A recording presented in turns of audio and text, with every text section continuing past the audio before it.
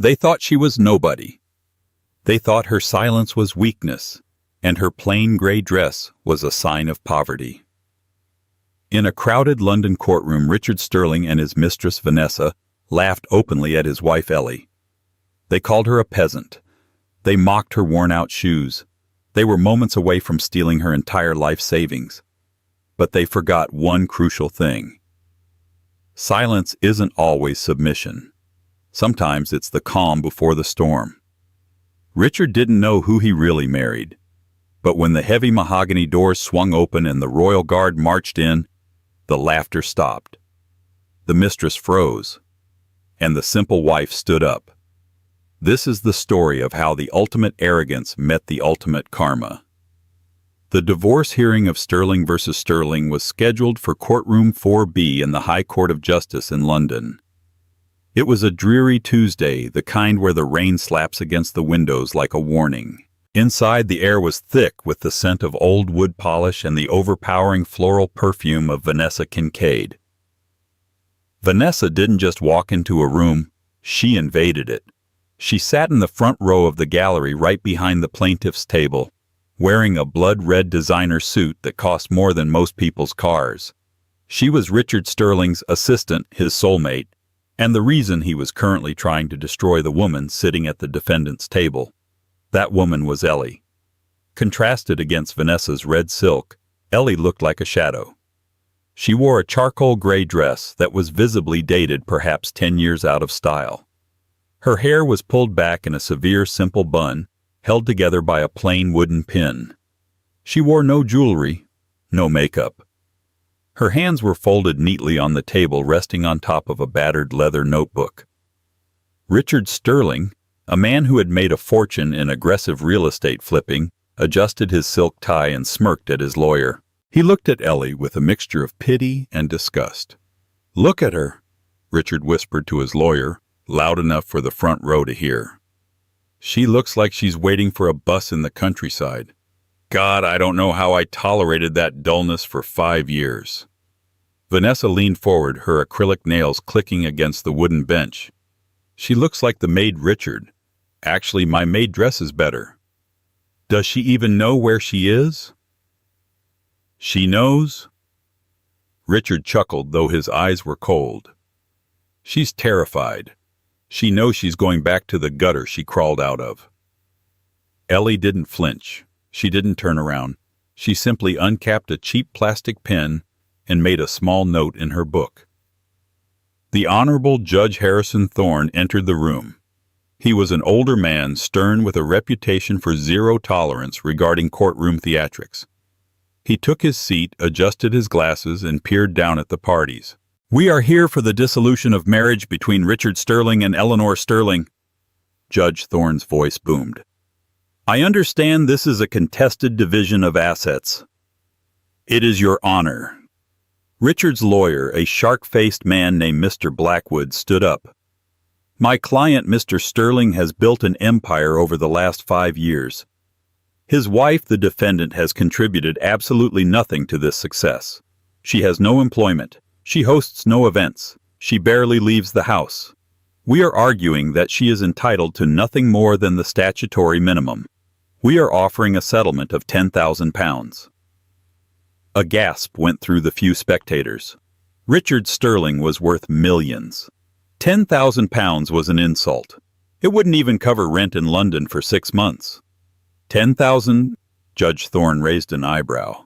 For a 5-year marriage. She brought nothing into the marriage, Your Honor, Blackwood argued smoothly. And she brings nothing to the table now. She is simple. She lacks the sophistication to manage significant assets. Vanessa let out a short, sharp laugh from the gallery. It sounded like glass breaking. Ellie continued to write. Her face was a mask of calm, but if one looked closely, her blue eyes were not dull. They were sharp. They were calculating. "Mrs. Sterling," Judge Thorne addressed her, "you have no legal representation present. Do you intend to represent yourself?" Ellie stood up. Her movement was slow, graceful, and surprisingly commanding for a woman in a gray sack dress. "For the moment, Your Honor, I am waiting for my counsel to arrive. He has been detained by traffic near the palace. The palace, Vanessa whispered loudly to Richard. What's she talking about Buckingham Palace? Did she get a tour guide to be her lawyer? Richard snorted, covering his mouth to hide a grin. She's delusional. Probably hired some cheap legal aid who got lost. I will allow a 10-minute recess, Judge Thorne said, looking at the clock. If your counsel is not here by then, Mrs. Sterling, we proceed without him. Thank you, Your Honor, Ellie said softly. As the judge exited to his chambers, the atmosphere in the room shifted. The restraint was off. Richard spun his chair around to face his wife. Ellie, give it up, he said, his voice dripping with arrogance. Take the 10 grand. Buy yourself some new knitting needles and a cat. You don't belong here. This is the High Court, not the village market. You are making a mistake, Richard, Ellie said. Her voice was melodic soft, but it carried a weight that felt heavier than her appearance suggested. The only mistake I made was marrying a nobody. Richard spat. Vanessa stood up and walked over, standing right next to Ellie. She loomed over her, the smell of her perfume suffocating. She reached out and flicked the fabric of Ellie's sleeve. Polyester blend, Vanessa sneered. It's rough. You know Richard is going to buy me a villa in Tuscany when this is over. We're going to host parties for senators and CEOs. What will you be doing, Ellie, washing dishes? Simplicity is not a sin, Vanessa, Ellie said, finally looking the mistress in the eyes. But greed. Greed is a dangerous thing to bring into a court of law. Don't lecture me, you little mouse, Vanessa hissed. You're pathetic, you're plain, and you're about to be homeless. Ellie closed her notebook. We shall see. 10 minutes passed. The courtroom doors remained closed. Judge Thorne returned to the bench, looking impatient. Mrs. Sterling, the judge said, tapping his gavel. Your counsel is not here. We must proceed with the plaintiff's arguments regarding the assets. I understand, Your Honor, Ellie said, remaining seated. Please let Mr. Blackwood speak. Mr. Blackwood stood up, buttoning his jacket. He set up a projector displaying a series of complex charts and bank statements. Your Honor, Blackwood began waving a laser pointer. As you can see, the primary assets are the Sterling Tech Holdings and the properties in Kensington and Surrey. Mr. Sterling purchased these using funds generated entirely by his own business acumen. Mrs. Sterling was, for all intents and purposes, a silent passenger, a burden. He clicked to the next slide. It was a picture of Ellie gardening, wearing muddy boots and an old oversized shirt. This is the extent of the defendant's activity, Blackwood mocked. While Mr. Sterling was closing deals in Dubai and New York, Mrs. Sterling was playing in the mud. Vanessa giggled from the back. Look at those boots. Did she find them in a dumpster? Judge Thorne frowned at Vanessa. Order in the gallery. One more outburst, madam, and you will be removed. Vanessa rolled her eyes but fell silent, smirking at Richard. Furthermore, Blackwood continued, we have evidence that Mrs. Sterling has been financially irresponsible with the household allowance. We found withdrawals, cash withdrawals, that are unaccounted for. We believe she has been hoarding Mr. Sterling's money. Richard nodded solemnly. She's sneaky, Your Honor. Acts like a saint, steals like a rat. Ellie stood up slowly. She didn't look at the screen. She looked at Richard. Mr. Blackwood, Ellie said, her voice clear. Those withdrawals. Can you tell the court the dates? Objection. Blackwood scoffed. She's not a lawyer. She can't cross-examine. It is a simple question, Judge Thorne ruled. Answer it. March 3rd, April 12th, and May 20th. Blackwood read from a paper. £500 each time. £1,500, Ellie mused. And where was Richard on those dates? Working, Blackwood snapped. Really? Ellie opened her battered notebook. Because on March 3rd, Richard's credit card statement shows a charge for a business dinner at Le Gavroche for two. The bill was £800. On April 12th, a charge for a diamond bracelet at Tiffany's, £3,000. And on May 20th, a hotel suite at the Ritz. The room went silent. Richard stiffened. "I have the receipts," Ellie said calmly, pulling 3 crumpled pieces of paper from her notebook. "I may be simple, Richard, but I know how to open the mail before you hide it." "That proves nothing," Richard shouted, standing up. "I have business partners. I entertain clients." "Do you buy your business partners diamond bracelets?" Ellie asked. She turned to the gallery. "Vanessa, is that the bracelet you're wearing right now? The tennis bracelet on your left wrist?" Vanessa instinctively covered her left wrist with her right hand, her face flushing pink. "This is irrelevant," Blackwood shouted. "Infidelity, even if proven, does not negate the division of assets in a no-fault state. The fact remains that Mr. Sterling made the money and Mrs. Sterling is a peasant who deserves nothing."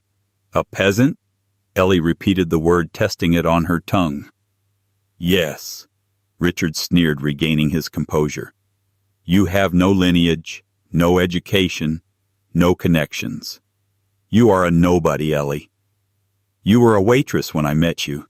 You have no idea how the real world works. You think catching me in a lie changes the fact that I own everything." Richard leaned over the table, his face red with anger. "You are going to walk out of here with nothing, and Vanessa and I are going to laugh about it while we drink champagne in my house." "Your house," Ellie said quietly. "Is it—" "It's in my name," Richard yelled. "Actually," Ellie said, checking her watch, "it's 10:15 a.m. "What does the time have to do with anything?" Judge Thorne asked, looking confused but intrigued.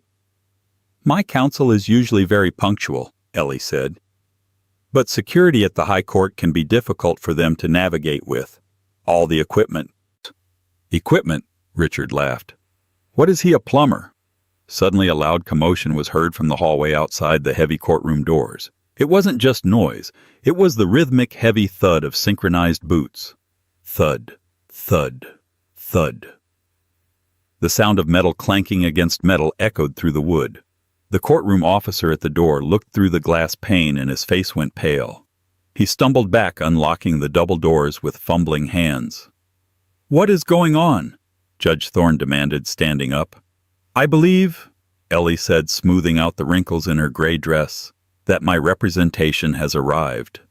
The double doors burst open. They didn't just open. They were thrown wide by 2 men in full ceremonial uniform. But these weren't police officers. They wore black tunics with gold braiding, pristine white gloves, and at their hips they carried ceremonial swords. On their chests, the crest of the royal household was emblazoned in gold thread. Richard's jaw dropped. Vanessa froze, her mouth hanging open in a grotesque O. 4 men marched in, creating a corridor, and then a tall man in a sharp 3-piece bespoke suit walked through the center. He carried a briefcase made of leather that looked older than the courtroom itself. He walked with an air of authority that made Richard Sterling look like a schoolboy. The man walked straight to the defendant's table, ignored Richard, and bowed deeply to Ellie. "My apologies for the delay, Your Highness," the man said, his voice crisp and aristocratic.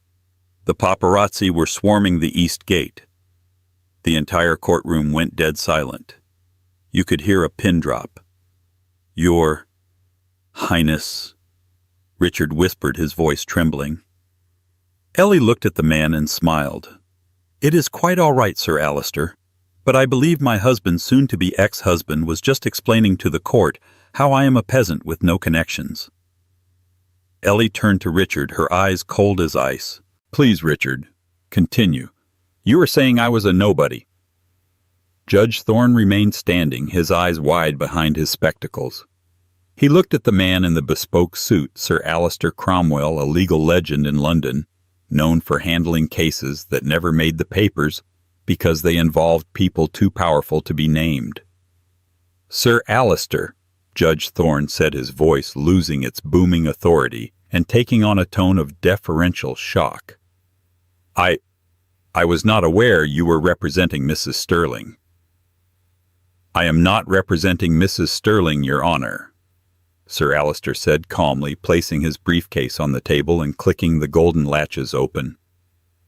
I am representing Her Royal Highness Princess Eleanor of the House of Avermore, Duchess of Brabant, and rightful sovereign of the Valoria Estates."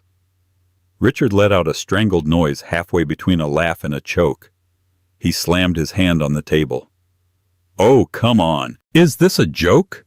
Is this some kind of reality TV prank?" He spun around looking for cameras. "Vanessa, look at this. She hired actors. Princess Eleanor. She's from a farm in the Midlands." "Actually, Mr. Sterling," Ellie said, her voice dropping an octave, shedding the soft, meek tone she had used for 5 years. The accent that emerged was cut-glass aristocracy, crisp and commanding. "I was at boarding school in the Midlands. A small distinction you never bothered to clarify because you were too busy talking about yourself." Vanessa stood up, her face pale beneath her heavy makeup. "This is ridiculous. Richard, tell them to stop. It's illegal to impersonate royalty." "Sit down, Ms. Kincaid," Sir Alistair said. He didn't shout, but his voice cracked through the air like a whip. The 2 royal guards standing by the door shifted slightly, their hands resting on the hilts of their ceremonial swords. It was a subtle movement, but it was enough to make Vanessa collapse back onto the bench. "Your Honor," Richard stammered, sweat beading on his forehead. "This is insanity. She's Ellie. She worked at a coffee shop. I married a waitress. You married a woman who was on a sabbatical." Sir Alistair corrected, pulling a thick document bound in blue velvet from his briefcase. He handed it to the bailiff, who walked it up to the judge as if he were carrying a bomb. Her Highness wished to experience life outside the palace walls. She wanted to know what it was like to be loved for herself, not her title. She wanted to live simply, to understand the value of a pound note. Sir Alistair turned his cold gray eyes toward Richard. "She met you. She thought she saw potential. She thought your ambition was a sign of character. She fell in love. And contrary to the wishes of her father, the Grand Duke, she abdicated her duties temporarily to marry you. She wanted a simple life. You gave her hell." Judge Thorne opened the velvet-bound document. He scanned the embossed seals, the signatures, the international treaties referenced. He looked up, his face pale. "The documentation is authentic," Judge Thorne whispered. "This bears the seal of the International Court and the Royal Sovereign Registry." "Impossible!" Richard screamed. "She's a nobody. She wears gray rags." "These rags," Ellie said, touching her sleeve, "are made of vicuña wool, Richard. It is the most expensive fabric in the world. It is dyed gray to look modest. Just because you cannot recognize quality without a brand logo plastered on it does not mean it isn't valuable." She stood up and walked toward him. For the first time, Richard noticed how she walked. It wasn't the shuffle of a tired housewife.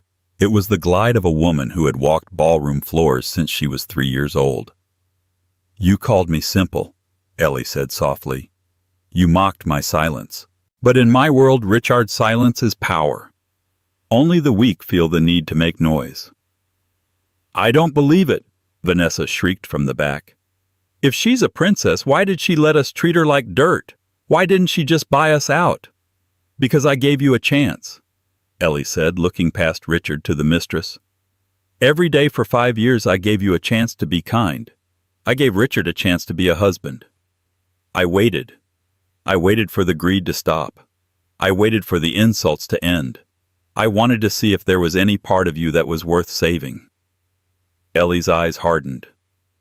"Last night when you evicted my cat and threw my books in the rain, that was the end of my patience.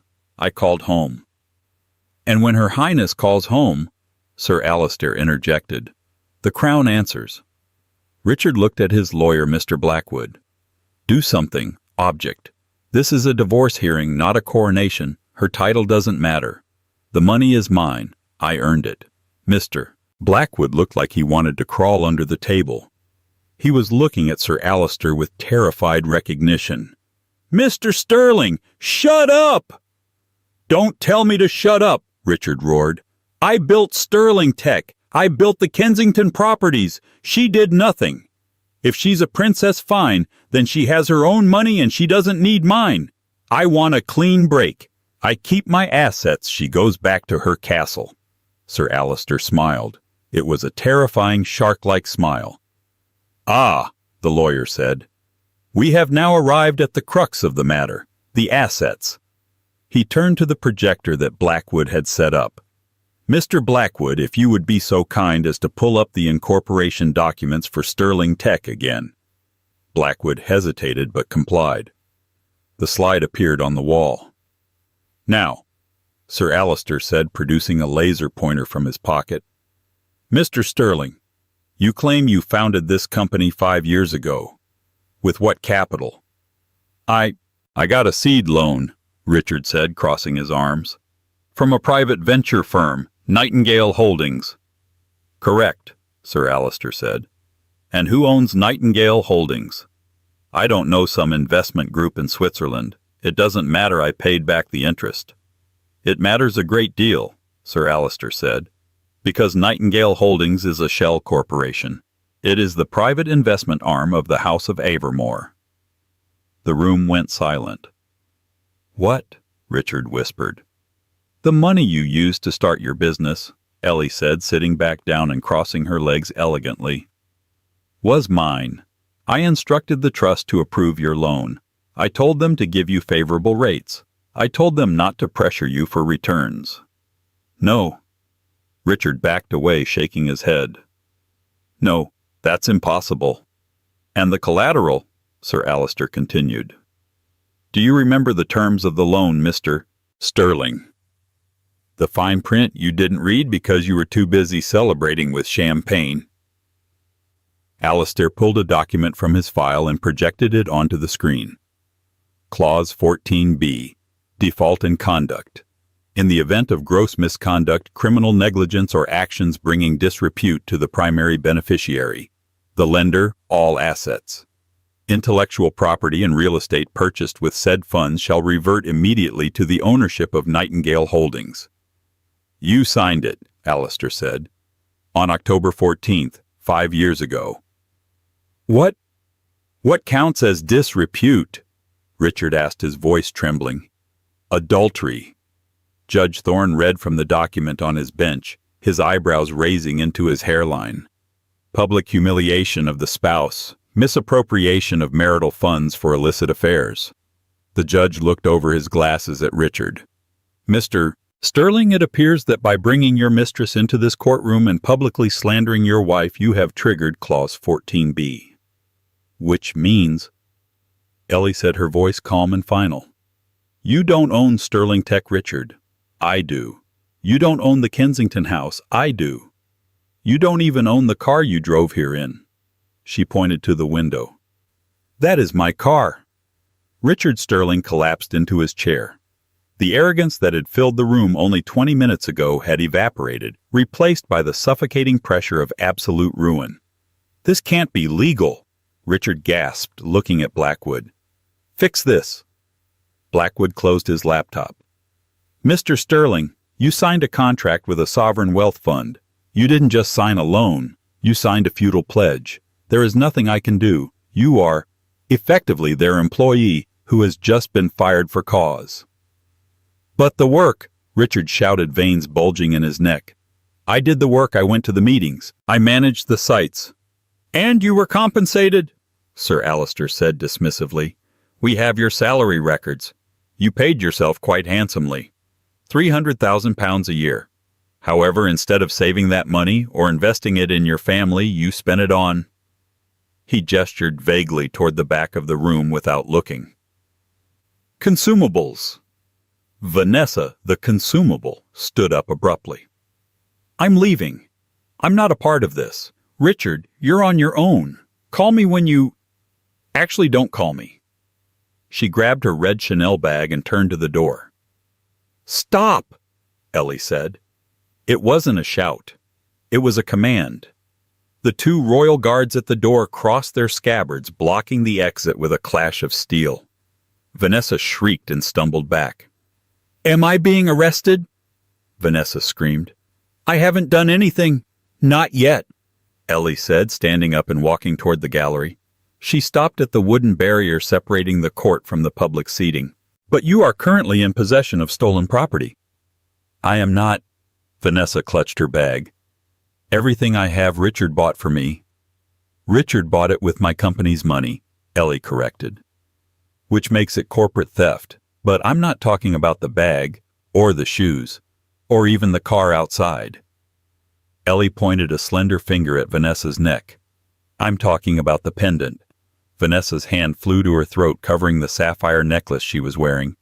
It was a deep, dark blue stone surrounded by diamonds. Richard gave me this for our anniversary, Vanessa cried. It's mine. Richard, Ellie said, turning back to her husband. Where did you get that sapphire? Richard was pale, his eyes darting around the room. He stayed silent.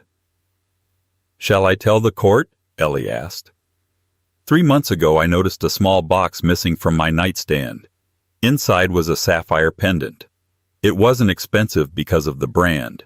It was expensive because it belonged to my great-grandmother, the Grand Duchess Sophia. It is a crown jewel of Valoria. A gasp rippled through the courtroom. Even the court reporter stopped typing for a second. You stole a crown jewel. Judge Thorne looked at Richard with genuine horror. Mr. Sterling, do you have any idea of the diplomatic immunity laws you have violated? That is not just theft. That is an international incident. I thought it was costume jewelry, Richard blurted out. It was in an old wooden box. It looked like junk. I just wanted to give Vanessa something blue. You stole it, Ellie said, her voice trembling with suppressed rage. You went through my private things, took the only heirlooms I kept to remember my grandmother, and you draped them around the neck of the woman you were sleeping with. Ellie looked at Vanessa. Take it off. Now. Vanessa fumbled with the clasp, her hands shaking so badly she couldn't undo it. I can't. It's stuck. Allow me, Sir Alistair said, stepping forward. No. Vanessa backed away. I'll do it. She ripped the necklace off, snapping the delicate gold chain in the process. She threw it onto the table. Take it. It's cursed anyway. I don't want anything to do with you freaks. Sir Alistair picked up the sapphire with a handkerchief, inspecting it for damage. We will add the cost of the repair to the settlement against Mr. Sterling, he noted dryly. Settlement. Richard looked up, hope fading from his eyes. I thought you said I get nothing. Oh, we are past the point of you getting nothing, Richard, Ellie said, returning to her seat. Now we are discussing what you owe me. I owe you, Richard laughed hysterically. I have nothing left. You took the company, you took the house. We are currently auditing the last 5 years of business expenses, Sir Alistair said, opening another file. The dinners, the hotels, the trips to Cabo and Paris. These were charged to the company account. Since they were not business-related, they are considered embezzlement. Alistair adjusted his cuffs. The total comes to £450,000. You will repay this sum to the Nightingale Trust immediately. I don't have that kind of cash, Richard screamed. Then we will liquidate your personal assets, Alistair said. Your watches, your personal vehicle, your stocks. And if that is not enough... Alistair paused, looking at the judge. Your Honor, given the flight risk and the severity of the embezzlement coupled with the theft of a royal artifact, we request that Mr. Sterling's passport be surrendered immediately. Granted, Judge Thorne said, slamming his gavel. Mr. Blackwood, surrender your client's passport. Blackwood reached into his briefcase and slid the passport across the table without a word. He was done fighting. He knew a sinking ship when he saw one. Ellie, please? Richard begged, tears finally streaming down his face. It wasn't a cry of remorse. It was the cry of a man who had lost his toys. You can't do this. We were married. I loved you once. No, Richard. Ellie said, her voice sad but firm. You loved the idea of someone you could control. You loved having someone small to make yourself feel big. She stood up, signaling that the hearing, at least her part in it, was over. But you forgot the most important rule of nature, Ellie said, looking down at him. The mouse does not serve the snake because it loves him. It serves him because it is afraid, and I am no longer afraid." She turned to Sir Alistair. "Is there anything else we need to conclude here?" "Just one final matter regarding the mistress, Your Highness," Sir Alistair said, turning his gaze to Vanessa, who was trying to make herself as small as possible in the corner. "Me!" Vanessa squeaked. I'm just a victim here. He lied to me too." "Unlikely," Alistair said. "However, Mrs. Sterling, excuse me, Princess Eleanor is a woman of mercy. We are not going to sue you for the return of the gifts." Vanessa exhaled, her shoulders dropping. "Oh, thank God." "However," Alistair continued, "the dress you are wearing, the red silk suit." "Yes." Vanessa touched the lapel. "That particular shade of crimson," Alistair said, "is the royal color of the House of Avermore. By decree of the Grand Duke, strictly speaking, only members of the bloodline are permitted to wear it in formal proceedings involving the crown." Alistair smirked. "It is considered an act of treason in the old laws, but in modern London, let's just say it is incredibly tacky." Ellie walked past Vanessa.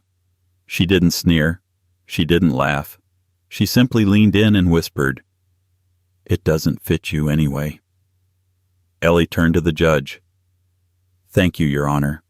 I believe my guards will escort my husband, ex-husband, to the holding cell if you decide to press the theft charges." Judge Thorne looked at Richard, who was sobbing into his hands, and then at the sapphire on the table. "Bailiff," the judge said, "take Mr. Sterling into custody pending an investigation into grand larceny and embezzlement." As the bailiff moved in with handcuffs, the heavy courtroom doors opened again. But this time it wasn't guards. It was the press. The moment the courtroom doors swung open, the solemn atmosphere of the High Court was shattered by the chaotic roar of the outside world. It wasn't just a few reporters, it was a legion. The hallway was packed shoulder to shoulder with photographers, cameramen from major news networks, and tabloid journalists hungry for the scoop of the decade. Sir Alistair had timed this perfectly. In the world of royalty, controlling the narrative is just as important as winning the legal battle. "Mr. Sterling, is it true you embezzled funds from the Royal Trust?" "Ms. Kincaid, comment on the allegations of theft." "Your Highness Princess Eleanor, over here." The flashes were blinding, popping like strobe lights in a nightclub, disorienting Richard, who was currently having his hands cuffed behind his back by the bailiff. "Get them away from me!" Richard shouted, ducking his head. "I'm a businessman. You can't treat me like a criminal." "Actually, Richard," Ellie said, her voice cutting through the noise as she stepped calmly toward the exit, "you are a criminal, and the world deserves to know exactly what kind of man you are." Sir Alistair signaled to the royal guards. They formed a protective wedge around Ellie, their ceremonial swords sheathed, but their presence imposing enough to part the sea of reporters. Ellie walked with her head high, her posture perfect. The gray dress that Richard had mocked just an hour ago now looked like a statement of humble dignity amidst the circus. Richard, on the other hand, was being dragged out by two officers. "Richard, Richard." A reporter from the Daily Mail shoved a microphone into his face. "Is it true you stole your wife's family heirlooms to give to your mistress? Do you have anything to say to the House of Avermore?" "It was a misunderstanding," Richard yelled, sweat streaming down his face, ruining his expensive spray tan. "I didn't know who she was. She tricked me. She entrapped me." "Entrapped you into cheating?" the reporter scoffed. "That's a new one." Then the cameras turned to Vanessa. She was trying to sneak out behind the commotion, holding her purse over her face. But there is no hiding from the British press when they smell blood. "Ms. Kincaid, Vanessa." A cameraman blocked her path. "Are you wearing the stolen jewels right now?" "No, leave me alone," Vanessa shrieked, pushing the camera away. "I'm a victim. He told me he was single. He told me she was crazy. You were in the courtroom laughing at her," another reporter shouted. "We have sources inside saying you called the princess a peasant." How does it feel to be the mistress of a man with zero assets? Vanessa stopped, her eyes widening. The reality hit her. The cameras were recording her not as a glamorous socialite, but as the other woman in a royal scandal. Her reputation was incinerated in real time. "I didn't know," she wailed, bursting into fake tears. "Richard lied to me. He's a monster." Richard, hearing this as he was shoved into a waiting police van, looked back at her with betrayal in his eyes. "Vanessa, you said you loved me. Call my lawyer." "I don't know you," Vanessa screamed back, running toward the exit, her high heels clicking frantically on the marble floor. Ellie watched the scene from the top of the courthouse steps. The cool London rain had started to fall again, but Sir Alistair instantly held a large black umbrella over her head. "A fitting end to the charade, Your Highness," Alistair murmured. "Not the end, Alistair," Ellie said, watching the police van doors slam shut on her husband. "Just the beginning of his education." She turned to the bank of microphones set up at the bottom of the stairs. She didn't hide. She didn't run. She stepped up to the podium. The crowd went silent. 5 years ago, Ellie spoke, her voice amplified across the square. "I came to London seeking something money cannot buy: sincerity. I wanted to know if I could be loved for who I am, not what I am." She paused, looking directly into the camera lens. "I found my answer. Sincerity is rare, but dignity is free. And no one, not a husband, not a partner, not a critic, can take that away from you unless you let them. Today I took mine back." She stepped away from the mic. The crowd erupted in cheers. People who had read the headlines, people who had been cheated on, people who had been belittled. They cheered for the woman in the gray dress. "Come, Your Highness," Alistair said, guiding her toward a sleek black Rolls-Royce that had pulled up to the curb. It flew the flag of Valoria on the fender. "The Grand Duke is waiting for your call." Ellie slid into the leather back seat. As the car pulled away, leaving the chaos behind, she didn't look back at the courthouse. She took the wooden pin out of her hair, letting her golden locks fall over her shoulders. She finally exhaled. 3 days later. Her Majesty's prison. Wandsworth is a stark contrast to the penthouse apartment Richard Sterling was used to. It smells of bleach, unwashed bodies, and despair. Richard sat on the edge of a thin plastic mattress. His bespoke suit had been confiscated and exchanged for a gray tracksuit that was 2 sizes too small. The irony wasn't lost on him. He was now the one wearing ill-fitting gray clothes. He hadn't slept. The other inmates knew who he was. The news had been playing on the communal TV in the mess hall. They called him the Princess's Poodle. They threw wet bread at him during lunch. Richard was broken. His bank accounts were frozen. His assets were seized. Mr. Blackwood had resigned as his lawyer the morning after the arrest, citing a conflict of interest, which was legal speak for, "I'm not going down with you."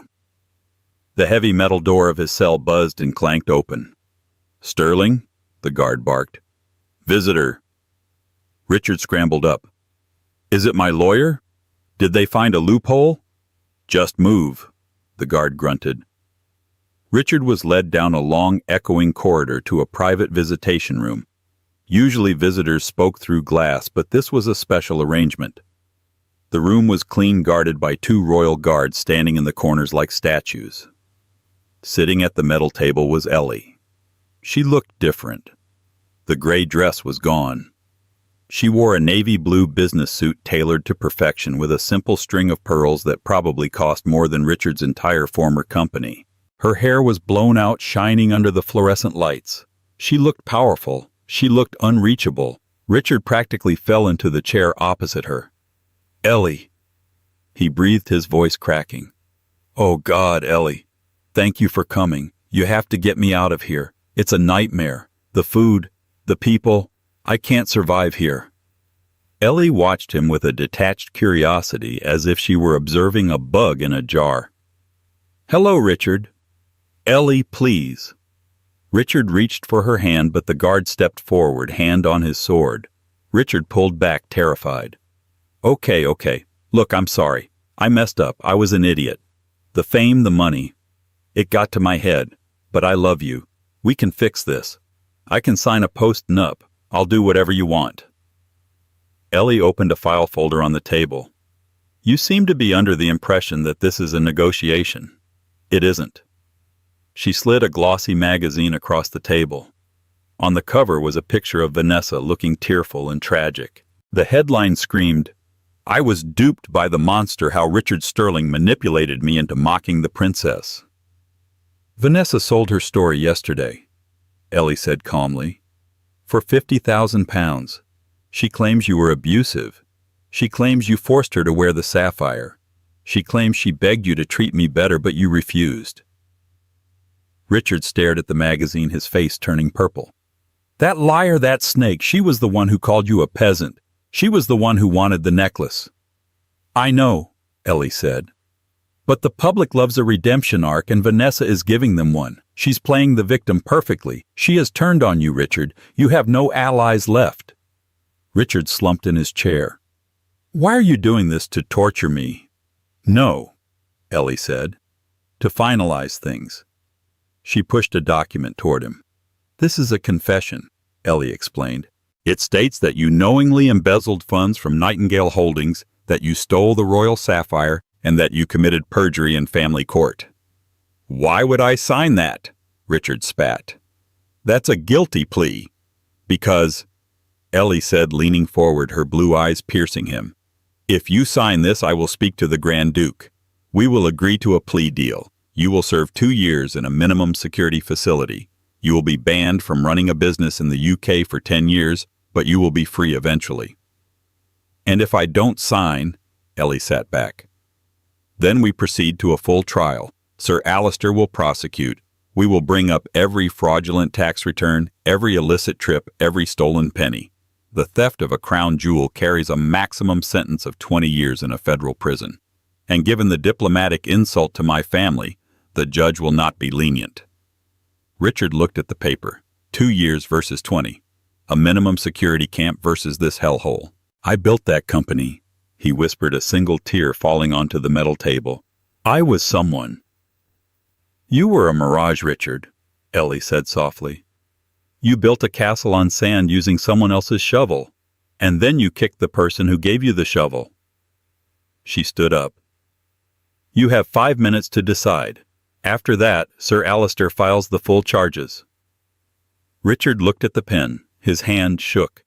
He looked up at Ellie, searching for the woman who used to bake him bread and listen to his rants about the stock market. That woman was gone. In her place was a queen. "Did you ever love me?" Richard asked, his voice barely audible.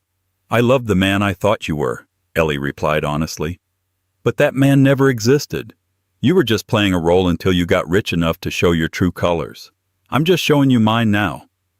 Richard grabbed the pen. He scribbled his signature on the line, pressing so hard the paper nearly tore. He shoved it back to her. "Take it," he sobbed. "Just get me out of here." Ellie took the document and handed it to the guard. She didn't smile. There was no joy in this victory, only the necessary cleaning of a mess. "Goodbye, Richard," she said, turning to the door. "Ellie," he called out as she reached the exit. She stopped but didn't turn around. "What are you going to do now?" he asked. "Go back to your castle and knit." It was a weak attempt at an insult, a ghost of his old arrogance. Ellie turned her head slightly, a small, mysterious smile playing on her lips. "Actually," she said, "I'm thinking of buying the building your mistress lives in. I hear the rent is due." The heavy door slammed shut, leaving Richard alone in the silence of his cell. The echo of her final words bounced off the concrete walls, a final reminder of the power he had underestimated. 6 months had passed since the doors of Wandsworth Prison clicked shut on Richard Sterling. The scandal that had gripped London eventually faded from the front pages, replaced by newer gossip. But the ripples of Sterling versus Sterling had permanently altered the landscape of London's high society. It was a crisp autumn afternoon in Knightsbridge. The leaves in Hyde Park were turning a brilliant gold, matching the insignia on the carriage that rolled down the street. Inside a high-end boutique called L'Etoile, Vanessa Kincaid was on her knees. She wasn't praying. She was steaming the hem of a dress. After the scandal, Vanessa had been blacklisted. No wealthy man wanted to date the woman who had been publicly humiliated by the royal family. Her socialite friends had blocked her number. Her credit cards were canceled. Evicted from her apartment, which had been purchased by a mysterious holding company and promptly turned into a shelter for stray cats, Vanessa had been forced to get a job. She was now a junior shop assistant, minimum wage. Commission only if she sold over £10,000 a month, which she never did. Vanessa, the store manager, a sharp-tongued woman named Mrs. Gable, shouted, "Get up! We have a VIP client coming in for a private fitting. I need the floor spotless. And fix your hair. You look like a mess." Vanessa wiped sweat from her forehead. "Yes, Mrs. Gable. Who is the client?" "Does it matter?" Mrs. Gable snapped. "Just stand in the corner and hold the pins, and do not speak unless spoken to." Vanessa swallowed her pride, a bitter pill she had been choking on for half a year, and stood by the dressing room. The security guard opened the door, and a hush fell over the store. 2 women walked in. One was an older, elegant woman in a tweed suit. The other was younger, wearing a trench coat that looked simple but was cut from the finest cashmere. She wore oversized sunglasses and a silk scarf. "Welcome, Your Highness," Mrs. Gable said, bowing so low she nearly tipped over. "We are honored." The young woman removed her sunglasses. Vanessa dropped the box of pins. They scattered across the marble floor with a loud clatter. It was Ellie. But it wasn't the Ellie from the courtroom, and certainly not the Ellie in the gray dress. This was Princess Eleanor. She glowed with health and confidence. She carried herself with an ease that made the air in the room feel lighter. Ellie looked down at the pins, then up at the woman standing in the corner. She paused. "I believe you dropped something," Ellie said softly. Vanessa's face burned. She wanted the floor to open up and swallow her whole. She remembered the day in court when she had flicked Ellie's sleeve and called her a maid. Now Vanessa was literally the help and Ellie was the queen. I'll pick them up," Vanessa stammered, dropping to her knees again to scramble for the sharp metal needles. "Leave them," Ellie commanded gently. "Mrs. Gable, is it?" "Yes, Your Highness," the manager chirped. "I need a gown for the royal gala tonight," Ellie said, walking past Vanessa as if she were a mannequin. "Something blue, sapphire blue." Vanessa flinched at the word. "Of course," Mrs. Gable said. Vanessa fetched the midnight silk collection from the back. "Now!" Vanessa scrambled to the stockroom, her hands shaking. She grabbed the heavy garment bags, tears stinging her eyes. How did it end up like this, she thought. I was supposed to be the one in the villa. I was supposed to be the one shopping. When she returned, Ellie was standing in front of the mirror. She looked at Vanessa's reflection in the glass. "It's hard work, isn't it?" Ellie asked. Mrs. Gable had stepped away to answer the phone, leaving them alone for a brief second. "What?" Vanessa whispered, clutching the dresses. "Standing on your feet all day," Ellie said, turning around. "Serving people who don't look you in the eye, being judged by your uniform." Vanessa looked down at her black shop assistant apron. I hate it." "I did it for 5 years," Ellie said. "Not because I had to, but because I wanted to understand. I washed Richard's dishes. I ironed his shirts. I took his insults. And you know what I learned, Vanessa?" Vanessa shook her head, tears spilling over. "I learned that labor is noble," Ellie said, "but cruelty is cheap." Ellie reached out and took one of the dresses from Vanessa's arms. "You laughed at my simplicity," Ellie continued. "You thought value came from price tags. Now you are surrounded by expensive things, but you have nothing. I hope for your sake you are learning the difference." "I am," Vanessa sobbed quietly. "I'm sorry. I'm so sorry, Ellie. Princess." "Your Highness." Ellie looked at her for a long moment. There was no malice in her eyes, only a distant pity. "Work hard, Vanessa," Ellie said. "Pay your own rent. Buy your own food. When you eat bread that you earned with your own sweat, it tastes sweeter than any lobster Richard ever bought you. Ellie turned back to the mirror. I'll take this one. And Mrs. Gable. The manager rushed back over. Yes, Your Highness. Give your assistant the commission for this sale, Ellie said, pointing to Vanessa. She held the hanger quite well. Mrs. Gable looked shocked but nodded. Of course. Ellie paid a sum that would cover Vanessa's rent for 3 months and walked out into the London sun without looking back. She didn't destroy Vanessa. She didn't get her fired. She simply showed her that true power isn't about crushing people. It's about showing them exactly how small they are and then letting them grow up.